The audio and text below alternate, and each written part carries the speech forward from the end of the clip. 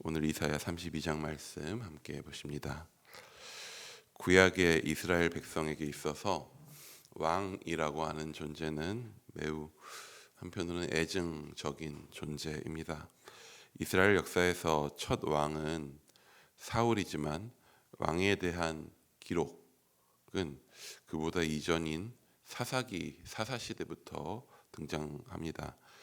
사사기에서 말씀하는 왕에 대한 이야기는 우리가 많이 들어봤을 그때의 왕이 없으므로 백성들이 자기 소견에 옳은 대로 행하더라 라고 하는 문구로 반복돼서 들려지게 됩니다.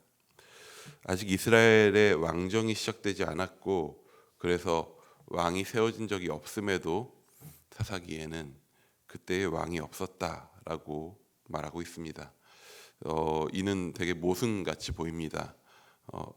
왜냐하면 사사 시대에는 왕이 세워진 적이 없는데 그때 왕이 없었으므로 이러하였다라고 이야기하는 것이 왜 그렇게 말씀하시나 하면 또 한편으로는 이스라엘에 이제 왕이 세워질 것에 대한 기대를 나타내는 말이기도 할 것입니다.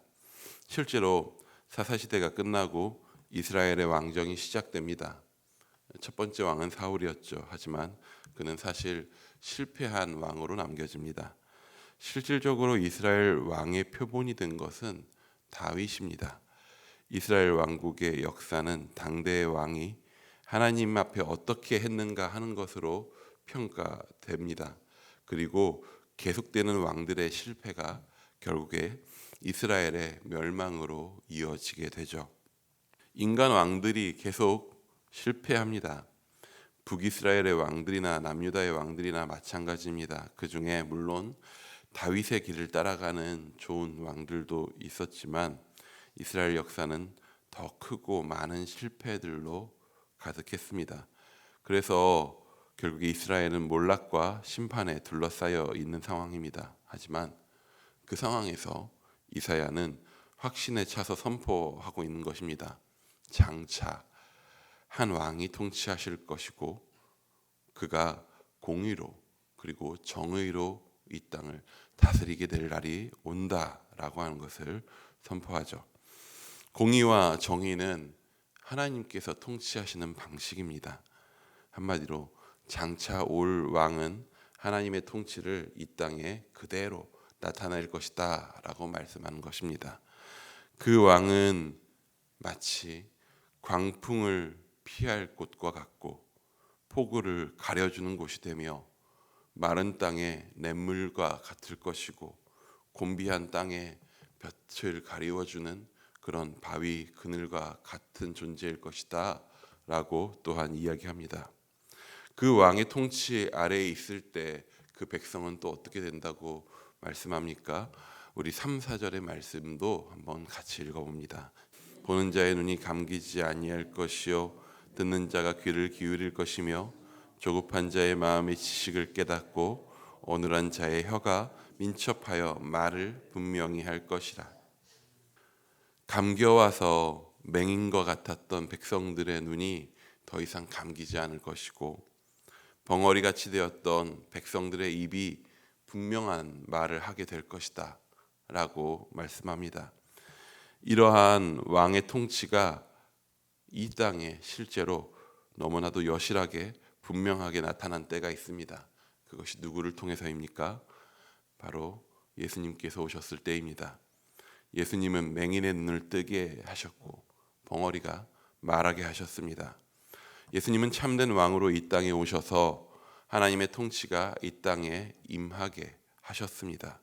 죽어진 우리의 눈과 입이 열리게 하셨고 죽음 가운데 있는 우리를 생명으로 인도하시는 왕이 되셨습니다.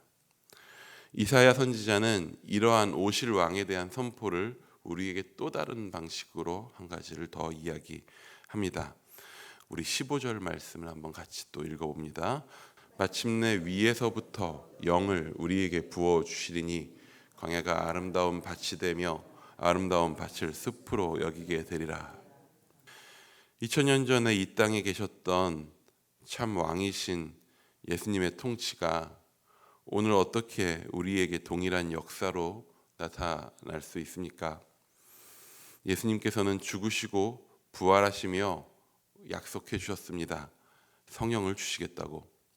그가 우리에게 오시면, 성령께서 우리에게 오시면 우리 안에 예수 그리스도의 통치와 능력이 임하셔서 우리를 다스리게 됩니다. 오늘 예수님을 믿고 그 안에 성령이 있는, 여기 있는 우리는 하나님의 백성, 즉 성도들은 어떤 자들입니까? 바로 그 왕이신 예수 그리스도의 통치 안에 있는 자들입니다. 우리에게 한 왕이 계신 것이죠. 설교를 시작하며 사사기 이야기를 했습니다. 그때 왕이 없으므로 백성이 자기의 소견에 옳은 대로 행했다라고 하죠. 근데 왜 그 말이 모순이 아니냐 하면 실제로 사사기엔 인간 왕이 없었을 뿐이지 그들에겐 왕이 있었습니다. 이스라엘을 애굽에서 구원하시고 광야에서 인도하시고 가나안 땅을 주신 하나님이 바로 그들의 왕이었습니다. 그들이 왕을 보지 않았고 그를 듣지 않았을 뿐이죠. 하나님은 이스라엘에게 왕을 주셔서 그들을 통해서 하나님의 왕 되심을 보이시려 했습니다.